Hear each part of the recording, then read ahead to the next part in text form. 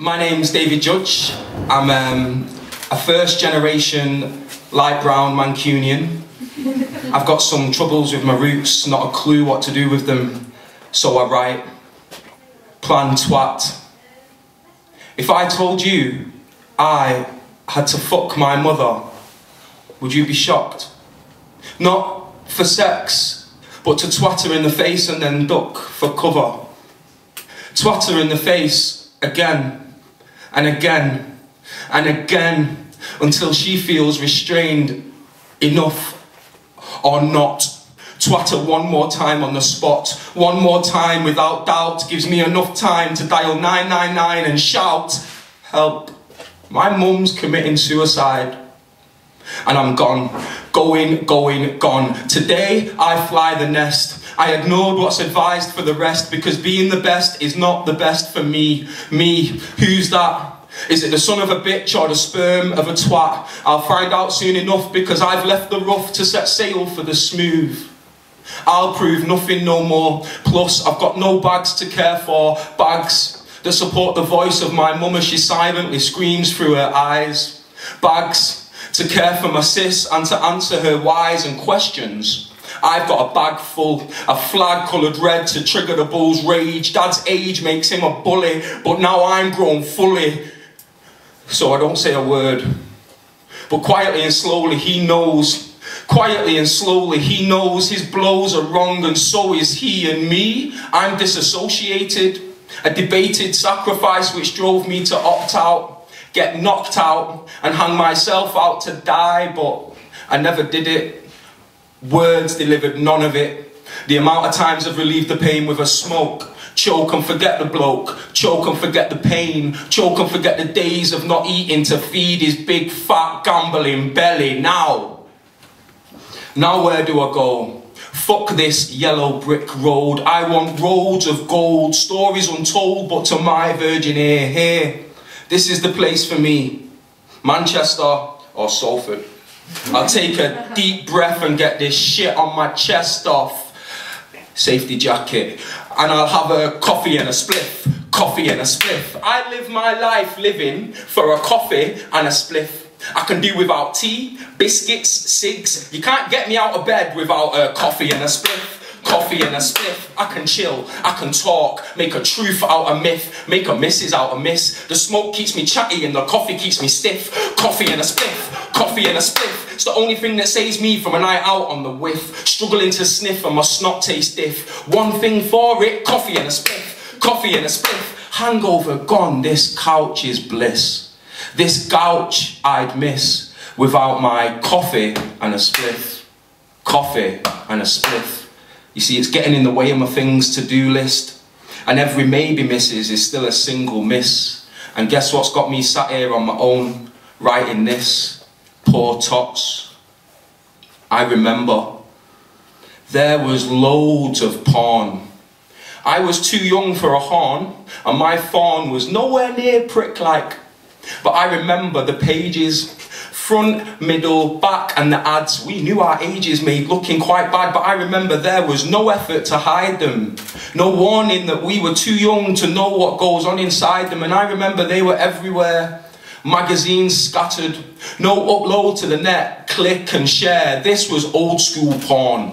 Black and blue, razzle, escort. Them ones on the top shelf that them men all reached for. And I can remember my cousins 4 years younger than me, but with eyes to see the glossy mags on the floor they played on, under the bed they slept on, belonging to the dad they came from. And I can remember my cousin 5 years older, and the dead arms he received from my uncle just below the shoulder. Quiet he got and colder he became. The damage was done with only one to blame. And I can remember a computer with young boys playing fighting games and football games, and then they end up staying. And I can remember it was a Commodore 64 that kept us up all night, and downloading porn on that would have took all too long for the man who shows how strong he is by bullying little boys. So on the floor they lay and stayed for years, and I can remember flicking through and seeing girls filled with tears, and I haven't gone back since I remembered the worst, because I know I'll send my cousin's dad to the semo in the back of her. But first, I need to know there's none of him in me. That's why I pull a page That's why I pull a pen to the page instead of my willy. All to A but B. How is it? I use you. That's all I want to do, is to use you. All your lovely routes and your destinations, and I really want to pay my way. But how is it that I'm the whore in the games you choose the rules for? Public transport, most times I dread going from mine to your door. When I'm early, you're late. When I'm late, you've done one. See you later, makes me fume like your exhaust, you big fat fucker double-decker. And then, one time out of 10,000 times you're there when I need it, and I have to concede and admit that I'm so happy, so thankful, so fucking grateful that for once the machine has synchronised itself with its own fucking timetable, that I want to smash into that plastic cabin and give the driver a massive fucking hug. But that don't happen. If I'm not one step ahead of your game, public transport, I'm late with no you to lay no excuses on. I'm blamed for your useless fucking timetable, but where you're good, you're great. I've been to other places where you do what you state, and for there, you're okay. So, is it just my mode of public transport that decides to play silly buggers? I think it is. To trust you is taking a massive punt. Public transport, I hate you. Oh, Manchester is wonderful. Sometimes it's hard. Sometimes it's fucking hard. But sometimes I fucking love this city of mine. I love looking at the red bricks when I'm sat on the Met, and the wet from the rain making puddles on which the sun shines from time to time. And there's areas and zones, not for drones of fashion, but a home for those away from, to play, discover and get their mank swag on. But the bus coming in can piss me right off. Sat on the top deck of a double-decker with the fuckers and the fuckies, all ready for bloody knuckles and scabby knees. For fuck's sakes, please hurry up and get off. Go and do that thing you do every week at Deansgate Locks. You see, they're all, and it's always the same, but around the corner there's performing arts students seeking fame on Canal Street. 'Twas a place I took my feet and danced around when it was still Mardi Gras. A cry far from the truth of the gay youth of today, but a playground is Manchester for all sorts and all kinds, and there's a quarter up north where if you've got the balls you'll find trendy treats at the ends of back streets. And you might find me, but I'm a bit of a twat. I don't want to see what everybody's looking at. And the beauty about here is I can still do that. You see, there's fortunes new, money old, and too many City fans who don't need to be told twice to tell you their story of newfound glory.